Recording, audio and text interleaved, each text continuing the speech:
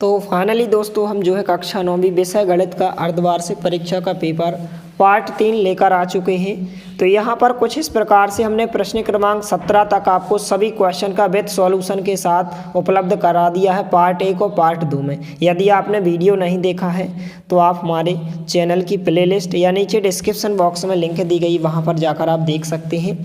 यहाँ पर प्रश्न क्रमांक 18 है, यदि एक समांतर चतुर्भुज के विकर्ण बराबर हैं तो दर्शाइए कि वह एक आयत है। इस क्वेश्चन का यहाँ पर हम सॉल्यूशन देख लेते हैं। इसके अथवा में पूछा गया कि दर्शाइए कि एक चतुर्भुज के विकर्ण परस्पर समकोण पर समद्विभाजित करें तो वह एक समचतुर्भुज होगा।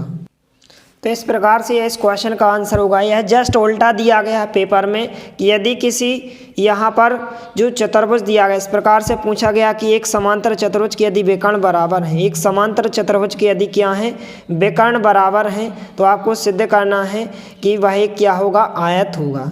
तो यहाँ पर इसमें आपको विकर्ण पहले से बराबर दिए गए, इसमें आपको विकर्ण बराबर नहीं करना, तो इसके अनुसार आप सॉल्व कर सकते हैं।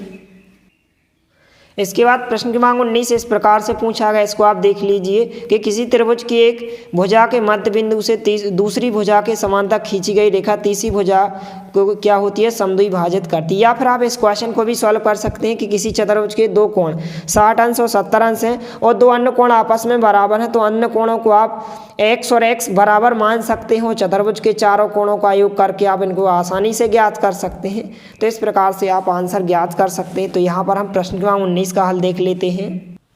तो आप इस क्वेश्चन के आंसर को करें, बहुत ही सरल क्वेश्चन है। इन दो कोण कैसे ज्ञात करेंगे, क्योंकि आपको पता है कि चतुर्भुज के दो कोण 60 अंश और 70 अंश हैं और दो बराबर कोण आपको ज्ञात करना है। तो मान के चले दो बराबर कोण हमने x और x चूँकि बराबर है इसलिए हमने बराबर माने। क्योंकि आपको पता है कि चतुर्भुज के चारों कोणों का योग 360 होता है, इसलिए आप इन दो चारों कोणों का योग करेंगे तो 60 70 130 और 1x 2x हो जाएंगे। 130 को आप इसमें से घटाएंगे तो 230 आ जाएंगे x और 2 में आ जाएंगे तो 115 आ जाएगा, अर्थात दो बराबर कोण 115 और 115 के होंगे। तो इस प्रकार से आपका आंसर हो जाएगा। इसके बाद प्रश्न क्रमांक जो है 20 कुछ इस प्रकार से पूछा गया है। इसमें चाहे तो आप इस क्वेश्चन को अच्छे से कर सकते हैं, P/Q वाला 1.2727 वाले क्वेश्चन को। इस क्वेश्चन को आप अच्छे से करें तो हम इसका हल देख लेते हैं। तो इस प्रकार से यह है आपके जो है प्रश्न क्रमांक 20 के अथवा वाले प्रश्न का उत्तर हो जाएगा। तो आप फटाफट इसका स्क्रीनशॉट ले लीजिए। इस प्रकार से यहाँ पर इसका आंसर होगा P/Q इस प्रकार से हो जाएगा। इसके बाद जो है प्रश्न क्रमांक 21 कुछ इस प्रकार से पूछा गया है। यह भी सरल क्वेश्चन पूछे गए कि गुणनखंड प्रमेय लागू करके बताइए कि gx px का एक गुणनखंड है अथवा नहीं। तो यहाँ पर इस gx के बराबर आपको 0 लेना है और यहाँ से आप x का मान निकालेंगे और इस x के मान को यहाँ पर आप इसमें रखेंगे और यदि इसका आंसर क्या आ जाए 0 आ जाए तो आप कहेंगे कि जो gx है px का गुणनखंड है, और यदि नहीं आए तो नहीं है। और प्रश्न क्रमांक 22 कुछ इस प्रकार से पूछा गया है। इन क्वेश्चन को भी आप अच्छे से तैयार करें।